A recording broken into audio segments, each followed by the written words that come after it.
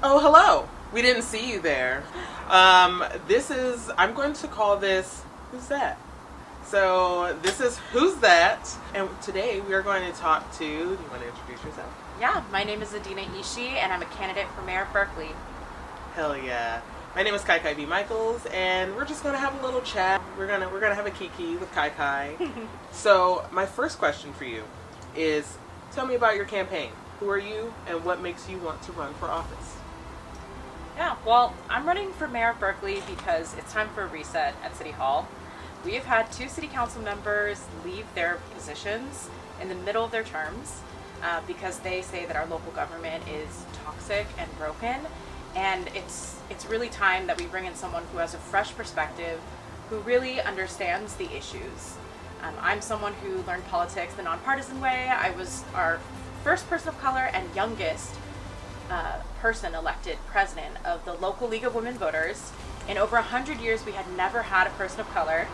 And I know, can you believe that? We should just stop. Yes, Let's just take yes, a minute I can believe that, there. actually. You know, Yeah. I can believe it. Yeah, and I was involved with League of Women Voters for over a decade, doing work in our community, advocating on issues, working on voters' rights, and really trying to also prepare the next generation to get involved in politics.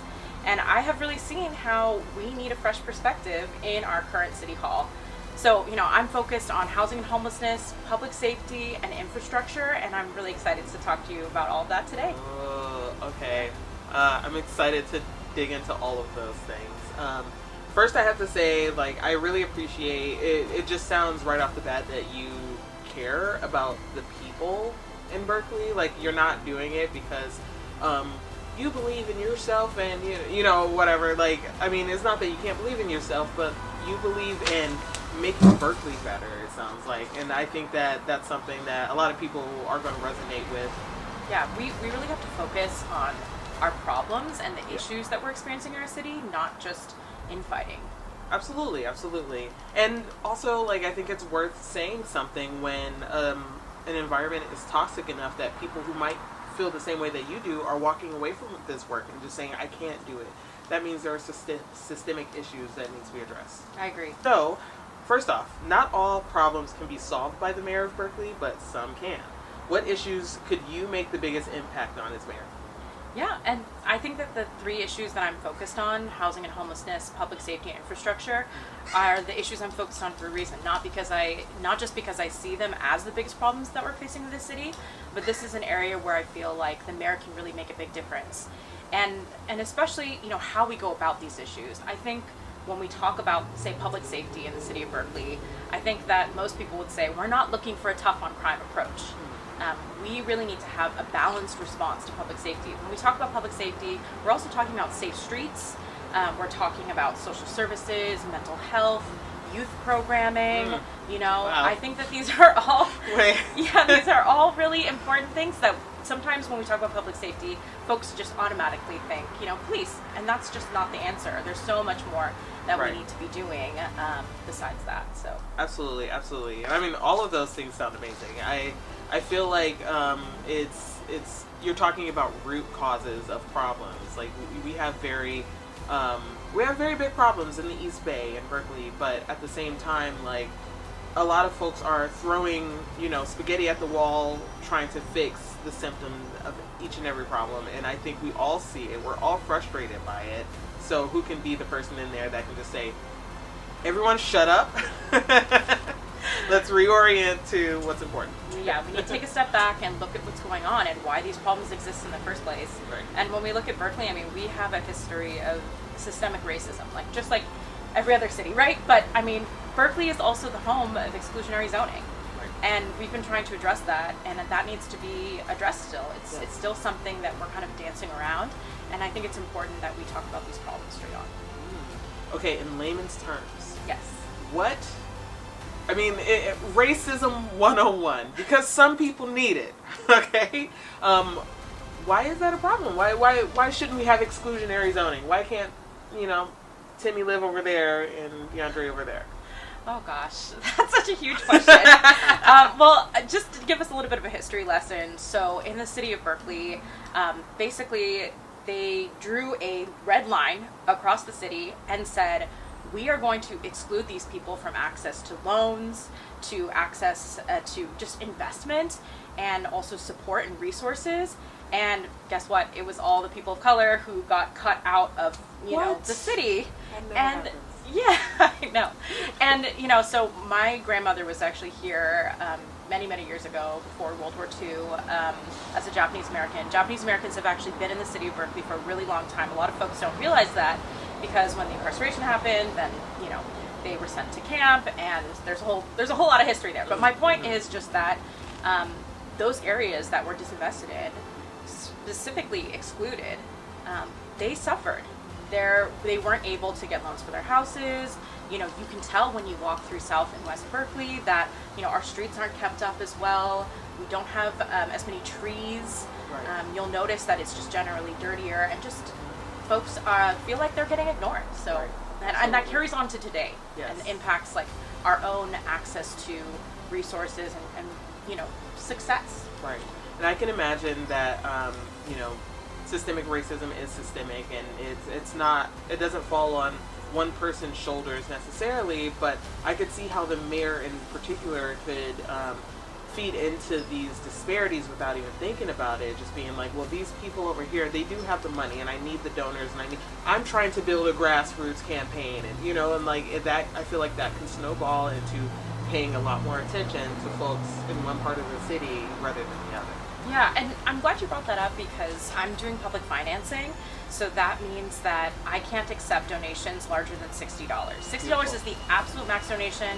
I'm not taking any money from corporate donors. I can't take any money from PACs. It's a pledge that I've taken, and I've taken it for a reason, because money in politics is really kind of why we have so many of the issues that we have today, because moneyed interests have, you know, focused on lobbying people so that they can continue to get their way, and we continue to have these systems of inequity. So absolutely, I that's just one of my biggest pet peeves that there are lots of conspiracy theorists out there. I might, you know, even be one of them, right? Because there are some things that I can't quite prove, but I do kind of believe. There are lots of things to believe with the internet, but there are some obvious conspiracies in the world, right? Like, there are some obvious things that, you know, why are we talking about, I don't know, Bush did 9/11 more than we're talking about Citizens United? Why? Yeah, that's not even a conspiracy theory. Right, I mean, you know, right, yeah. exactly. And like, you know, yeah. No, whatever. I mean, yeah, okay, we talk about, for instance, let's just talk about the environment real quick. Like, I think this is a perfect example, because, you know, when we're talking about, our individual carbon footprints, what that does is it puts the emphasis on the individuals to be responsible for climate change, which is clearly something that has happened because of corporations and these companies that continue to pollute. And so by them saying, oh, actually you as an individual are responsible, then therefore it's all of us that we're supposed to be responsible for fixing this huge problem, which is obviously systemic and much bigger. And we all know this. We know that this is a dynamic, but the fact that we can't draw a very clear through line from, you know, we're fed this propaganda to here's how our actions are influenced, here's how policy is made, here's, like, these things tie in so obviously to me, yet we have no acknowledgement of reality in our systems.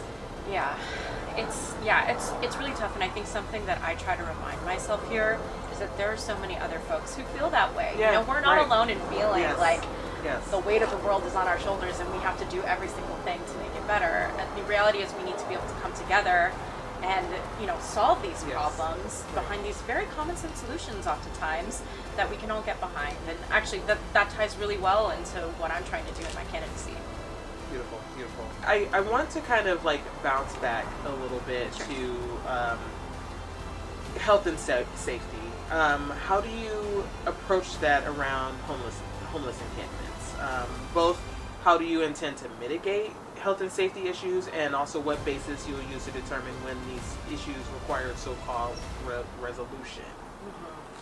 Yeah, so the first thing I want to say when we talk about homelessness, I think what's on my mind, probably a lot of folks' minds, is Grants Pass.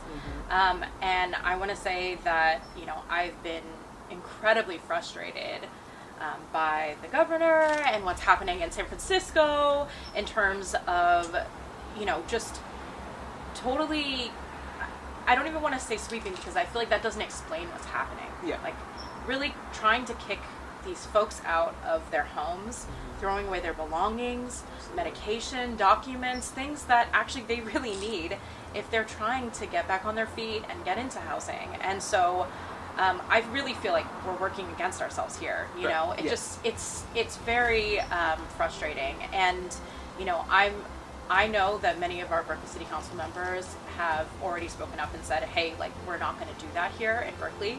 We don't believe in incarcerating people just because they're unhoused.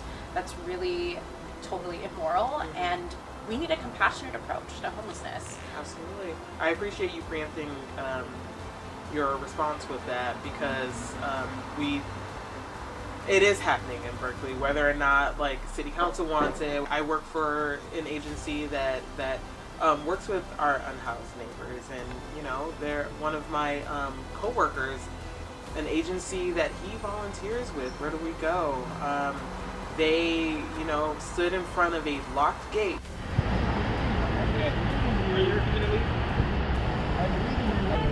this is the thing. We were here 2 months ago. It's Caltrans who didn't do their due diligence. The landlord knew that they were tenants. According to the law, the landlord has to file notice, proper, not defective, and then file an unlawful container with the court. The landlord did not. Caltrans, as the owner then, needs to file a document with the court because they're the owner. And they would file as, I'm not going to educate them on the law, but they know it's unlawful. California and Governor Newsom and Caltrans and everybody else is not above the law. If we don't stand up for our most vulnerable, who will? A few days ago, with the cops arresting them and, you know, using the flyers to break in, right? Like, it just, you know, once the cops get there, that's also just, it's magnified 10 times. The problems are, they're so much worse. It results in people becoming incarcerated, removed from their spots. And when people are removed from their spots too, they lose access to their services that are being provided to them, sometimes healthcare, because mobile healthcare goes out to them. So there's a litany of problems with, you know, bad policy like this. And I have to say, I really appreciate that I've gotten to actually shadow you and your team to get a chance to see, you know, what that looks like on the ground level. And I'm really grateful for that, because I think a lot of folks don't really know. They just see, okay, homelessness is a problem. I just don't want to see it. I want it to go away. Absolutely. And they don't realize that when they're advocating for things like sweeps, like, what is the actual impact of that on people's lives, and also the problem of homelessness generally. Yeah. You know, exacerbating it. Absolutely. And honestly, if you work with us instead of against us, you probably won't see it anymore anyway, right? Like, you can be compassionate and also make homelessness go away. Like, it's actually possible. Right. And that's actually your goal, is like, you know, you don't want people to be experiencing, you know, some of the traumas that they're experiencing on the street. You want them to get into safe housing and be able to get access to the services. And I think for some reason, I think folks forget that somehow. Right. Yeah, so going back around to health and safety, like how do you think you're going to approach that? Yeah, so, you know, one of the things we really want to make sure we're doing is that our shelters are a safer and more welcoming place. So right now, a lot of folks don't realize there are often a lot of rules when you go into a shelter. How much stuff you can bring, who you can bring with you, pets or no pets, you know, curfews. Sometimes there's a requirement that you are clean and sober. And that's the thing, is like, it's just not realistic to say, like, we are going to hold back your housing, your shelter, until you get totally clean and sober. Good luck doing that while you're on the street. Like, that just doesn't make any sense. When beer is your calories for that day. You know? Well, and I think the other thing I want to address is that, you know, there are folks who think, okay, everyone who's living on the street is a drug addict or something. Which, first of all, like, when we call somebody a drug addict, what are we saying about them? Absolutely. As opposed to they're experiencing addiction. Yes. And also, when we're talking about, you know, folks that are trying to get clean, they don't realize that sometimes part of the coping mechanism for being on the street is, you know, drugs and alcohol, because it is so difficult to live on the street. And I think, you know, I hear some folks say this sometimes, and I think it's really true that many of us would have a really hard time one day one night Yes. on the street. Yes. And we don't even think about that. Right. Years and years of being on the street, what that can look like. Honestly, I do strongly agree with the sentiment that homelessness, it's a threat to all of us to stay in line, to keep going with this system. Otherwise, you might end up right where they are. I think that's why they're not allowing shelters. They usually crack down on the folks who build themselves some sort of shelter. Because imagine being able to just go and build yourself something on the side of the road. Like, would you pay $2,000 a month for a studio apartment? No, you would go build yourself a little plywood shelter on 35th and MLK or whatever. Yeah, I know that, well, just circling back to what I was saying earlier, we talked about making shelters a safer, more welcoming alternative. But I think another reason why folks are staying on the street is because I have heard from families that they're literally being told to separate. Yes. So that they can go into shelters because it will be easier for them to access shelters. And what are we saying when we say families should be separated? I mean, this is something that so many of us protested against, at the border, at our southern border. And we're doing it right here, Alameda County, Berkeley, California. Yep. Like, this is happening here. Project 2025 is 2024, baby. And it's just, that's a piece of it. We need more mental health care. I love that we have street teams that actually go out. Yes, I think bless that's the street teams. I mean, that is so important. We need to be able to meet people where they're at. And if we're like, oh, why aren't these people showing up? Well, there's transportation issues. You could be across town. Disability access. There's so many different reasons. Like, can you imagine being unhoused, having a small child, trying to make it across town, without a car or vehicle, accessing all these different services that are all over the place? Like, we need to really physically meet people where they're at. We do. There are hundreds of people in coordinated entry to get into housing in the system that I work in this county, and they all have to be disabled in order to qualify for this housing. There's the occasional, like, oh, if you don't meet disability thresholds, you can move into this place. This place has 3 units available. It's mostly disabled people. It's mostly people with serious mental illness or physical illness that makes it so that they have a hard time getting a job. They have a hard time participating in the system that chews people up and spits people out. And we need to do something about it. Yeah, and of course, we want to make sure that folks who need it most are also getting access to shelter. And at the same time, I mean, it's scary to say that, kids, people may not be falling into these categories. And so, we're not helping them. Right. And just because you're not always seeing kids on the street doesn't mean, I'm not telling you, obviously I'm telling everyone, but just because you're not seeing kids on the street doesn't mean we don't have kids that are unhoused in Alameda County. Yes, absolutely. I gave a 17-year-old child some money the other day who was asking for food because they didn't have anywhere to sleep. And and I was, they were like, none of the shelters are available. And it's like, what are you supposed to do? Right? Like, it's heartbreaking.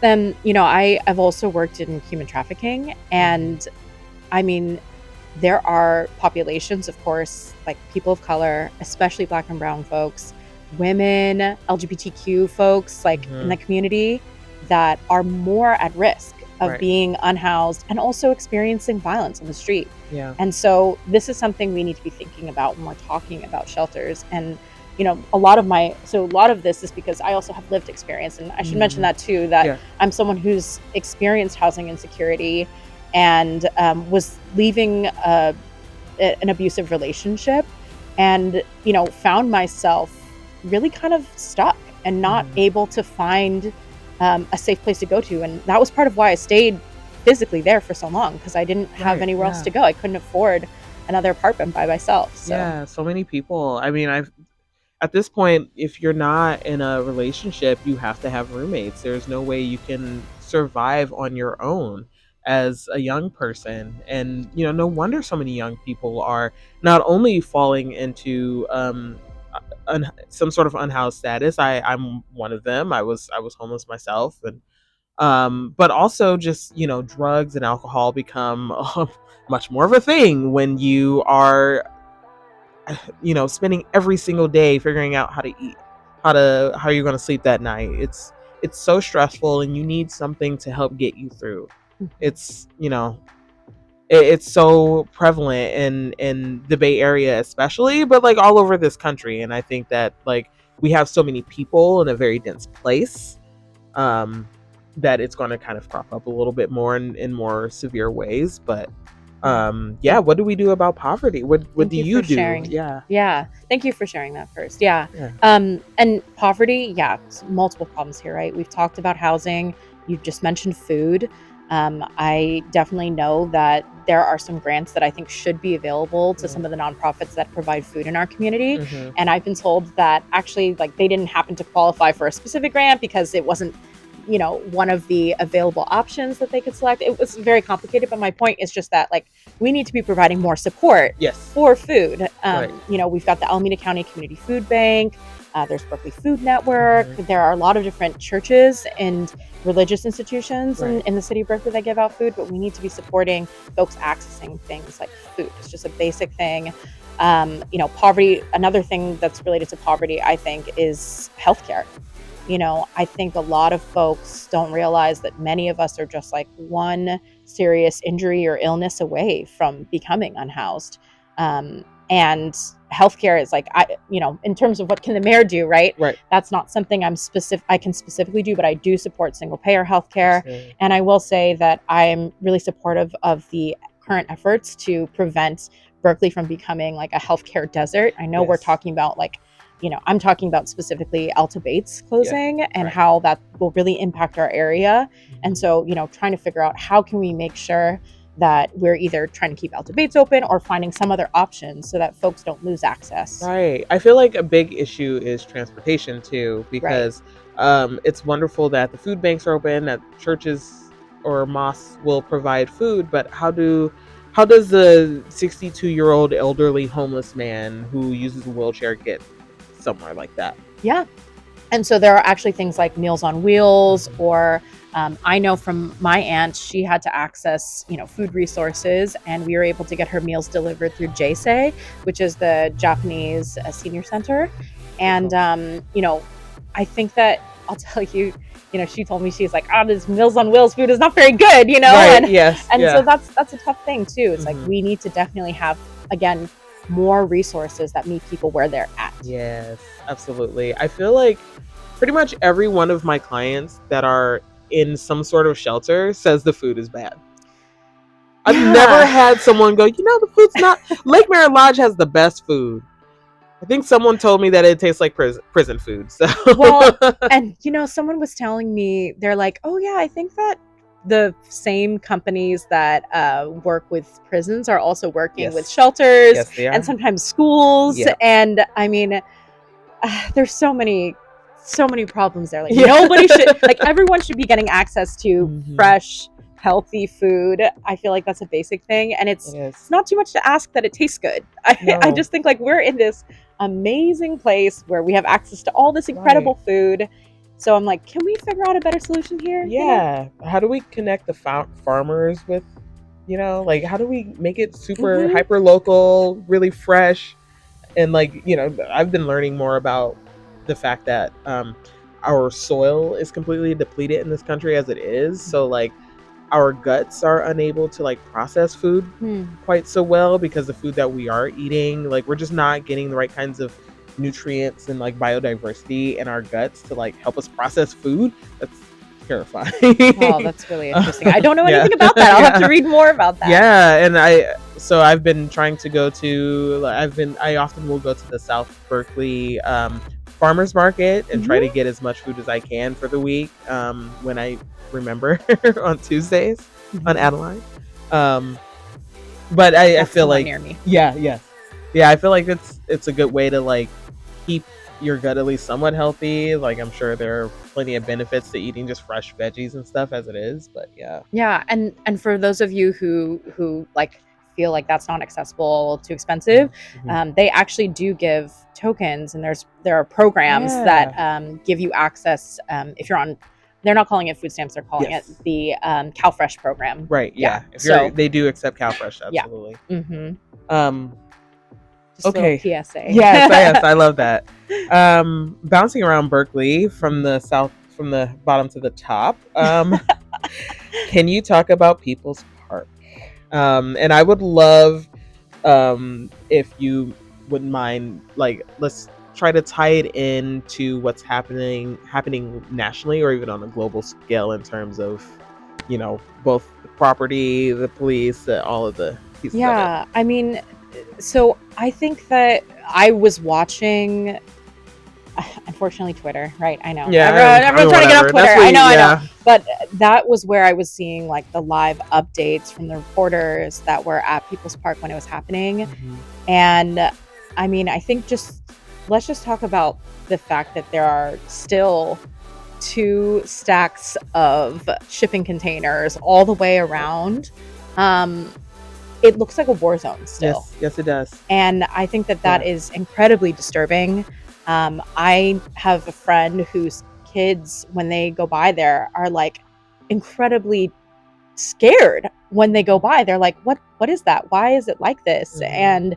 And regardless of how they feel about the project, it doesn't matter. Like, just the fact that exists still is really a problem to me. Yeah. And I also think that, so the next day I went and I wanted to check it out for myself and try to walk the perimeter and see what was going on. Mm-hmm. And there are all these different officers from all over the state of California. Mm-hmm. They're not local officers. They're not local officers, and they did that on purpose because they know that Berkeley Police Department is not allowed to use certain non-lethal projectiles and smoke. Smoke.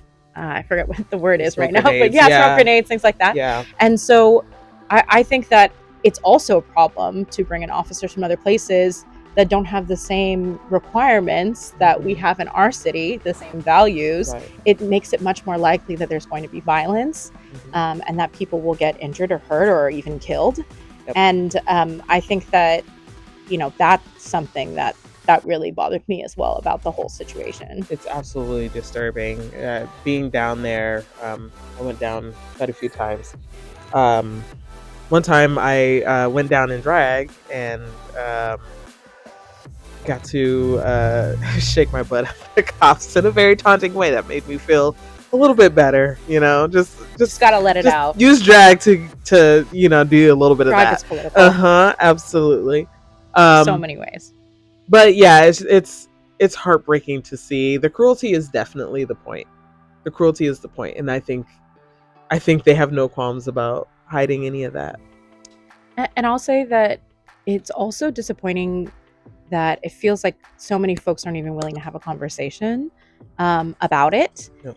Because I went to listen to a speak out, and the current city council member, Cecilia Luna Parra, was there. And, folks were talking about, like, we want more food access in our neighborhood. We want more benches. We want more trash cans, like things that I feel like are very reasonable things that are being asked for. Food not bombs, making sure that that's able to come back and still be able to serve people in those areas. And I feel like those are very basic things that we should be able to say, yeah, of course, like, we want to advocate for that too. That is something that's going to make the community better. Right. Absolutely. How do you,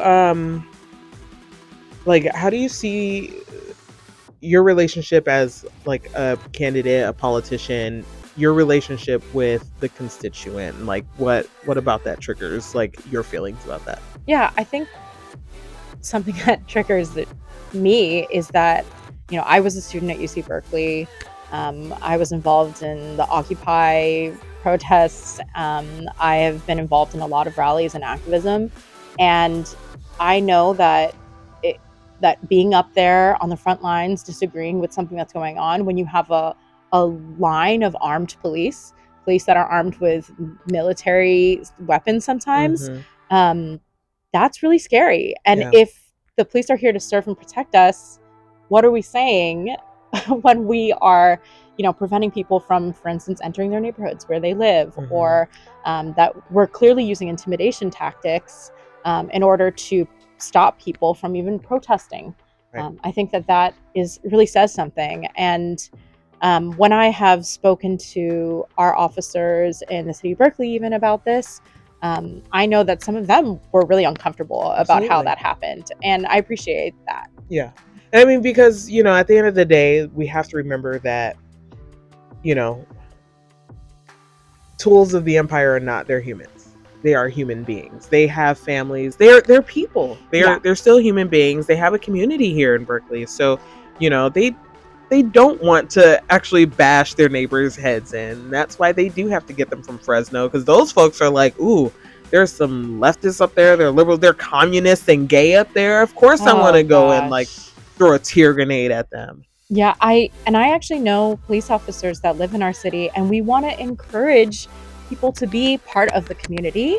Otherwise, the more they're disconnected, the more they feel like we just hate them, then the less they are going to be compassionate, And so if we're talking about the community as a whole, we need to be including everybody in the community. I love this conversation because I would love to talk about police alternatives. Okay. Sure. Do you have any plans around this? Yeah, there are some like crisis response units around. Yeah. Yeah. I actually know a lot about mobile crisis response teams. When I was in law school, one of the projects that we were working on was specifically looking at criminalizing unhoused populations and basically solutions to preventing criminalizing from happening, right? Yeah. And so one of those was looking at mobile crisis response teams that exist without police officers. And we have something called the Specialized Care Unit, which is in the city of Berkeley. That's right. And that is a non-police response. They have a clinician. I forget all of the makeup of it, but they've got, a clinician that's involved, oftentimes a peer mentor, I believe. And that is incredibly important. It's an important response that we have available in our city. And it's also not 24/7. Right. And this is my thing is like mental health crises don't just happen between specific hours, No, they don't. I'm not going to just like hold on to my mental health crisis until like they're open, right?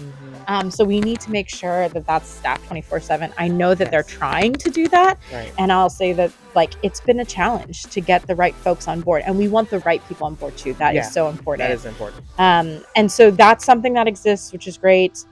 And we also have something called Reimagining, the Reimagining effort in our city, Reimagining Public Safety.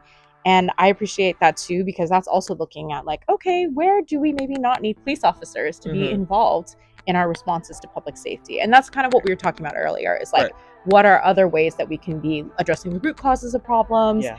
And so that we're not escalating it to the point where an officer needs to show up. Yes, absolutely. Because Sonia Massey was killed late at night, right? In her house. So we need to figure out ways to fund these organizations to make sure they are supported so that they can do this work, and they can do it all day and all night.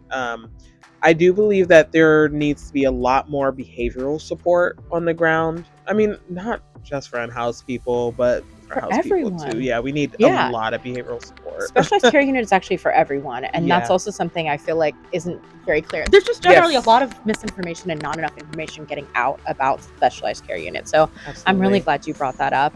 And I have a friend who was telling me, like, I need to access a therapist, and can you help me find somebody?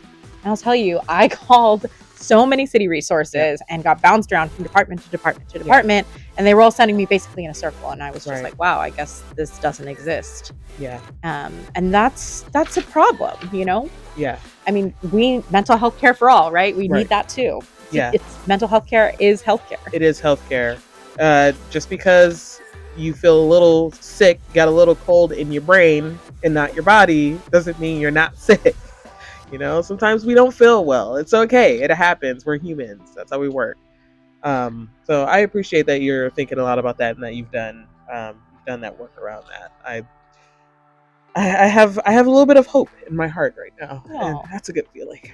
I feel like working in local politics gives me so much hope, because this is where we really can make such a big difference and have such a big impact. And, I've gotten to work on the state level. I was vice president of the California State League of Women Voters as well.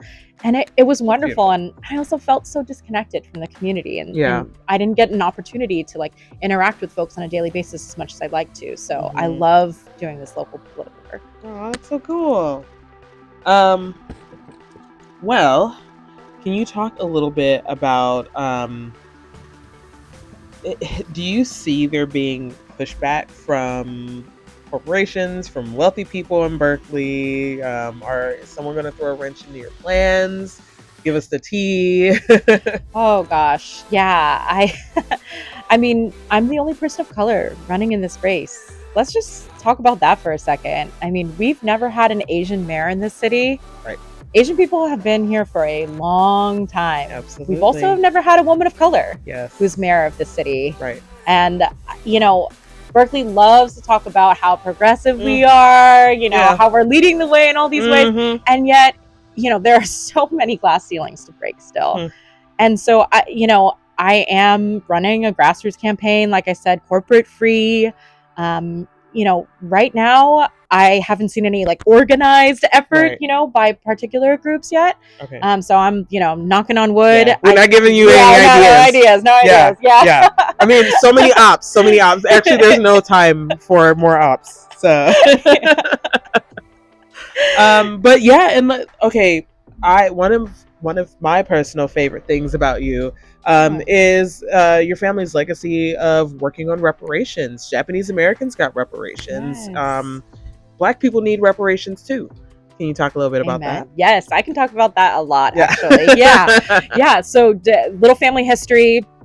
So my great aunt Aiko was someone who found this document that proved that the United States government had lied to the Supreme Court that Japanese Americans were a threat. So, I mean, that document just blew things wide open. What the hell?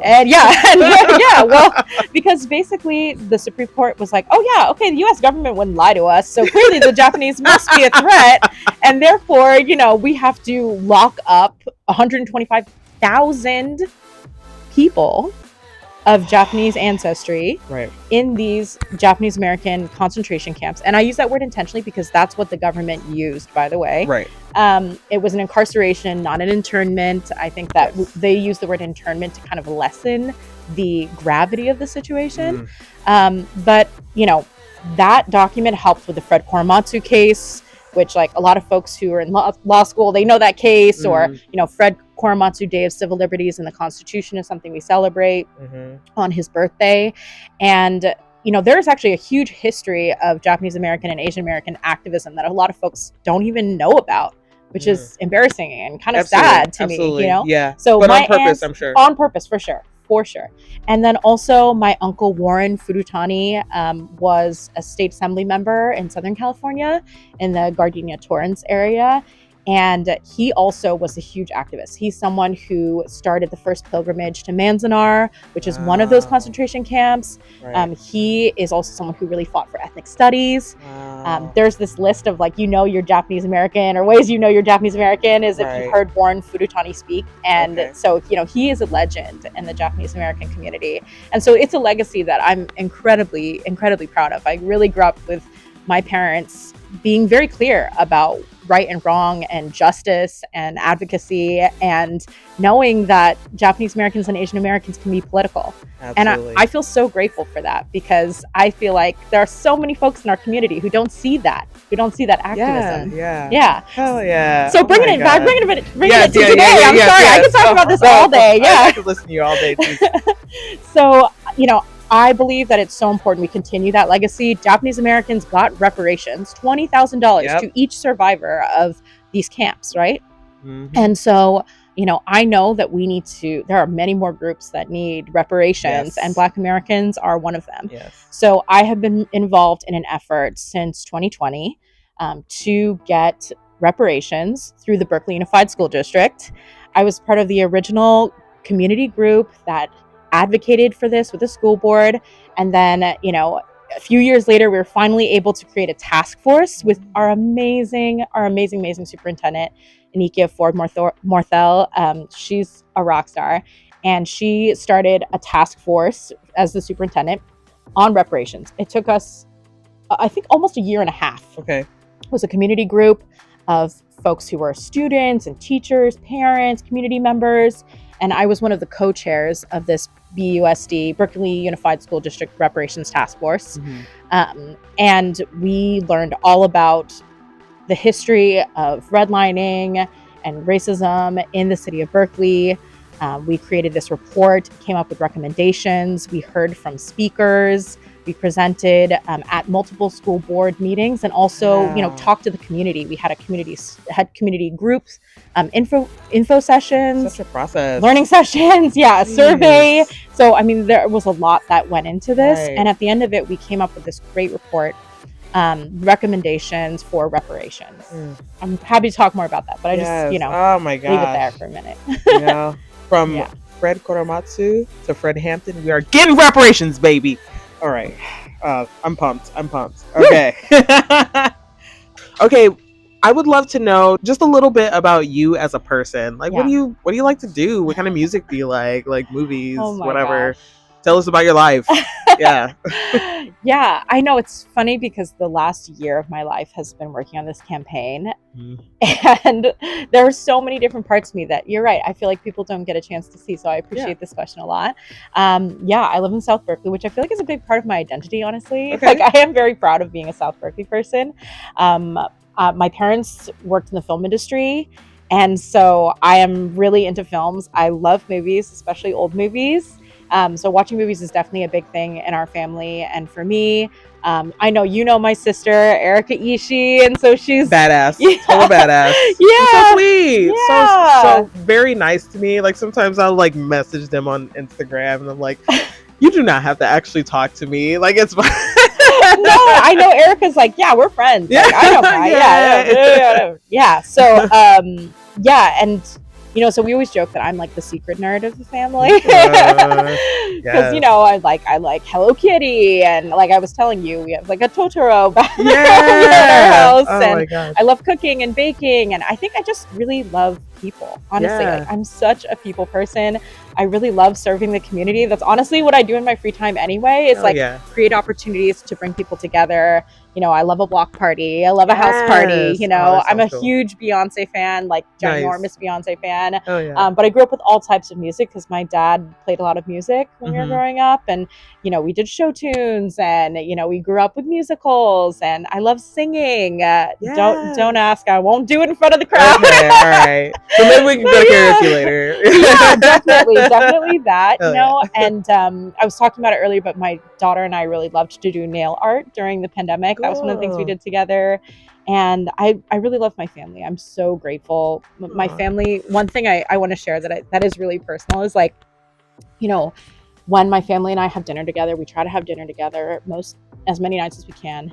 And we go around the table and we say 3 things that we're grateful for. Oh, that's cute. And I just think that's so important. It's because, the world sometimes can seem like a really horrible place. And we need to be able to have that hope and the gratitude for the things that we have in the world. And even if it's like a really, really hard day, I can at least say like, hey, like I'm healthy, hey, like the weather was beautiful. Like, hey, we have a roof over our heads. We're so grateful for that. Grace. And exactly. It's like, whether you're religious or not, like taking those moments, every day to be grateful and to think about what we're grateful for is something that really keeps me going and reminds me why I'm so lucky. Oh, that's a beautiful ritual. I do love that. It's like one of those like the good news of the day sort of sort of news channels or whatever, when they're like, we're just going to do good news. We need that to keep us going. That's the thing. And there's so much good news. Like, there's so many good things that are happening in the world. And part of our culture, I think, is to focus on the negatives, like in our news and stuff like that. Just you're constantly hearing about the worst things that happened that day. Like, that's what the news is. But like, what about the best things that happen? Yeah, we need joy. And actually, that's another thing with my campaign. That's actually one of our values, is joy. We're going to run a serious campaign at the same time. Like, we can have fun doing it. Absolutely. Yeah, you can be a very serious person and also be nice and cool and fun. Gosh. I mean, wouldn't that be a thing? A nice politician, you know? Yeah, seriously. Bless. So I would actually like for you to ask me a question now. Sure. If I don't know, just as someone who is a service provider and a community member, like, is there anything that you want to know from me? Gosh, I feel like I asked you so many. I have asked you so many questions. Yeah, like I said, you've been really my teacher in so many ways, and I'm really grateful for that. I think I want to know, what keeps you in this work? What keeps you whole? Because we were talking about this earlier, but right now, the state of the world, it just feels like it's so hard. Yeah. And so what is keeping you going? What is kind of giving you hope? And, how that helps you continue day to day to serve our community? Yeah. What keeps me in this work is honestly the fact that I don't have the skills to make someone else money. I don't have the executive function. That's something to be proud of, all right? My executive functioning is so work. Right. I literally can only do work that is about that is centered on helping people. And when I was a kid too, I'm pretty consistent in this. When I was a child, when people asked, "Oh, what do you want to do when you grow up?" I was like, "I don't know. I want to help people and I want to do art." And now I'm doing drag and helping people. So yeah, you're living the dream. Yeah, right. Honestly, I couldn't do anything else. If I worked, maybe 2 retail jobs, but fell into my work with kids on the spectrum pretty early. I started doing that when I was 20 years old. So I have been very lucky in that I've worked for it was a couple private companies, but the school district for almost maybe 10 to 12 years. I worked in the school district and didn't make a whole lot of money, but I had health insurance. I had a little bit tiny of a 401k going, so there was something to support me. So that's a privilege that I've had for sure, and it allowed me to get to the point where I said I don't really want to work doing this work anymore. It was a lot, but it was really stressful, and I'm kind of glad that I quit because I was working with emotionally disturbed high schoolers, and I got this job a few years ago. Now with all the drag panic, working with high schoolers would have given me so much more anxiety. So I'm so glad to work with the people that I do. I've learned so many lessons. I've expanded my skill set when it comes to working with people and understanding behavior more, knowing what behavior looks like in children up through adults who've gone through the worst of it. I've definitely learned a lot. So it's also just challenging mentally and emotionally. I do like a challenge for some reason. So it's nice. Good. It's nice to be challenged a little bit and to feel like I'm helping people. Selfishly, one of my jobs as a housing navigator is to collect documents in order to get people ready in the county system so that they receive housing matches and they can get matched to essentially kind of like county funded Section 8-ish housing, sometimes actual Section 8. But my job, takes me through that process, through the process of signing the lease, and through the process of moving someone in, getting them furniture through the county, and keeping their case open 30 days or 90 days after they move into their apartment. So selfishly, I get to watch this process of someone who's been living on the streets maybe 15, 20 years sometimes. People who grew up in Oakland, who spent their entire lives here, have been living on the streets here for that long, and they finally get, it's an apartment, but it's theirs. It's their home. And that's a really cool experience. I can imagine that's so rewarding, and I really appreciate that you have some time with them after they get housed, because I also think that that's a gap in our system too, is we're here's housing, good luck, Please. Oh my God. So, and that's not enough.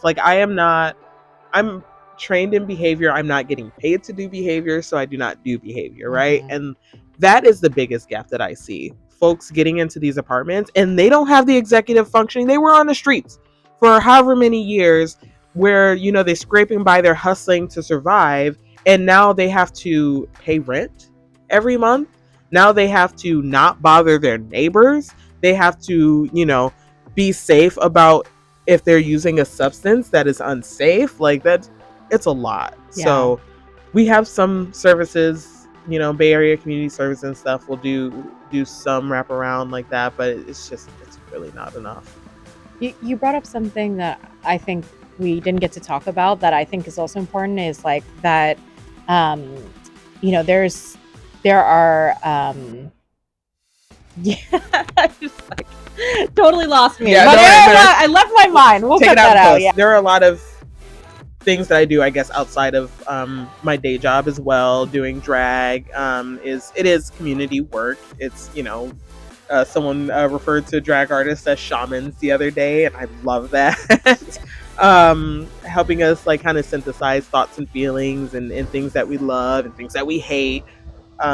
So there's some of that work. Once again, like, I love art. I love how drag is a multi-media art form. You can use so many different things, or you can hone into a couple of things with your drag too. Like, it's a sandbox. It's cool, and doing activism and stuff too. The world needs it. So yeah, totally. And that reminded me exactly what I was going to say. So I think you are so compassionate. And in the work that you've done, you've really had to learn how to be compassionate, yes. And understanding where folks, are coming from, that they, may not be acting the way we kind of expect people to act and behave in society. And, something I'm always thinking about, which I don't expect you to be able to answer, but it's like, how do we help folks who don't have those experiences be compassionate? Part of my experience is that my father had early onset dementia, and so that's the frontal temporal lobes of your brain, a lot of behavioral quote unquote abnormalities. Absolutely. And so I knew, like, okay, yeah, he's doing something that maybe other people would say is a little weird, but I am not bothered by it because I know that's what's going on in his brain. And a lot of folks don't have that background, so they can't really be empathetic about it. Yeah, I spent a lot of time thinking about that too, because we can't force someone to be empathetic, and we can't force someone to step into someone else's shoes, but it's also such a necessary part of building a society. And there are going to just be more and more of us, like, hopefully, I mean, right? Like, we want there to be more humans, I think. And if we're going to have humans around us, we need to know how to work with humans and look at humans and talk to humans. None of us live on an island of our own, even though that's kind of what American individualism teaches you. How do we teach those skills? And I think we can teach them to children, but we also need a cultural reset for the adults too. Like, we need some sort of fun, accessible mass education, and I think that maybe, like, that's why art is so important. And that's why so many people, I think, gravitate to, shows like Steven Universe and stuff, where, like, they're crying every other episode, but it's because they're talking about real stuff. They're talking about hard things that's hard to not only think about and talk about, but articulate too. Like, sometimes we don't process, like, the breadth of what we're feeling and the context around what we're feeling and experiencing. We're just kind of like horse blinders a little bit on situations. Like, we don't always talk about things on a grander scale. And, like, how do we open people? How do we make those neurons connect? It's super tricky. Yeah. But art, I think art is the answer. Yeah. Art is the answer. Yeah. I love that. Yeah. I agree. That's a good question. Thank you. Yeah, of course. Thanks for giving me that opportunity to ask. We switch around a little bit. Interview each other. Okay, now we're going to do something a little fun. Okay. This is a rapid fire section. Okay. And with this, I'm going to ask you some yes or no questions, and I'm going to ask you some and/or questions. So, like, for the yes or no, just a yes or no. For and/or, just tell me which one you want. Okay. First, we're going to do yes or no. Okay. All right. I'm ready. Okay. Do you believe in Sasquatch? No. But I believe in mermaids. Oh, okay. I love that. Are capitalist systems doomed to fail? Yes. I like it. Do you dream about having a superpower? Oh, yeah. Love it. All right. And/ors. A moving castle or a castle in the sky? Castle in the sky. Because they move too, right? They do move too, technically, I think that you best of both worlds. Yeah. All right. Cats or dogs? Dogs. Yeah. I have 3, so I feel like that would be, fantasy or sci-fi? Fantasy. Ooh. Yeah. Okay. And my last question is, do you want to walk a runway and pose, or do you want to pose with lightsabers?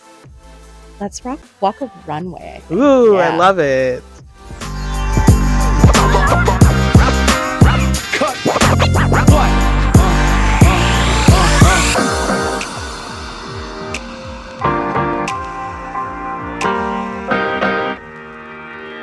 beautiful. We talked about so many things. I think we could spend the next 2 hours like just flapping our gums, but I should let you go.